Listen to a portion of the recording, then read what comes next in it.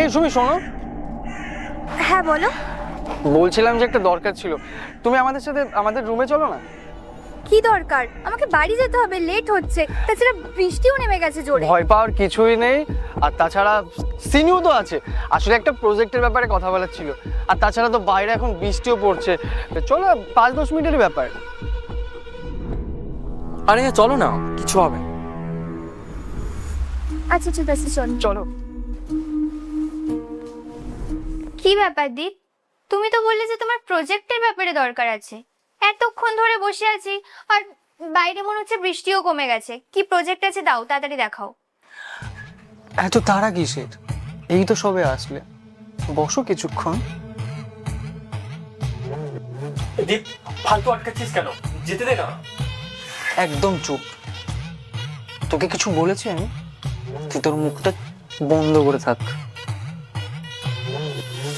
শোনো, তোমার যদি কোনো দরকার না থাকে তাহলে আমি এখনই চলে যাচ্ছি। আর এমনিতেও তোমার ব্যবহার আমার ঠিক লাগছে না। কি হলো, তুমি এরকম রাস্তার মাঝখানে দাঁড়ালে কেন? সরো। কারণ তুমি এখান থেকে এখন যেতে পারবে না। মানে কি এসবের? ভাই, এবার কিন্তু বাড়াবাড়ি করছিস। দরজার সামনে থেকে সরে যা। তোকে এর মধ্যে নাক গলাতে বলেছি আমি? তোর যদি ভালো না লাগে চুপচাপ বেরিয়ে যা, এর মধ্যে নাক গলাতে আসিস না।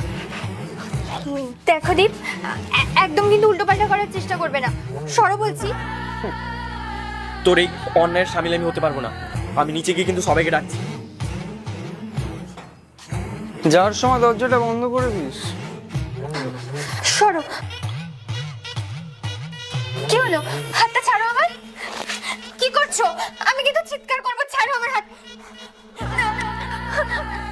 আমি আমি চিৎকার করবো, ছাড়ো বলছি।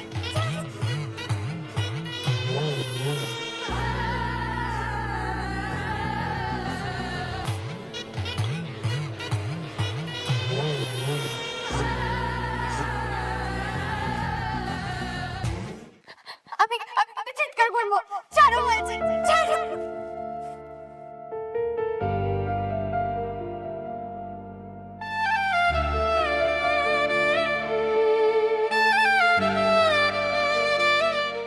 আমি জানি তোমার আমার কথা শুনতে ইচ্ছে করছে না, কিন্তু বিশ্বাস করো সুমি, আমি ওই দিন দীপকে আটকানোর অনেক চেষ্টা করেছিলাম, কিন্তু পারিনি।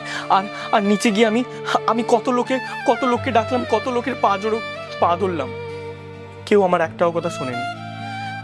ওই জন্য আমি নিজেকে ক্ষমা করতে পারছি না। আমি আর কাউকে বিশ্বাস করতে পারছি না।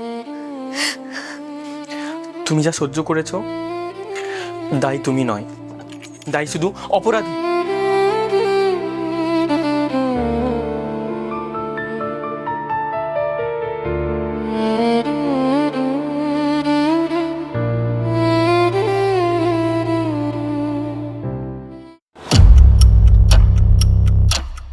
তোমাকে এক্ষুনি আমার সাথে থানায় যেতে হবে।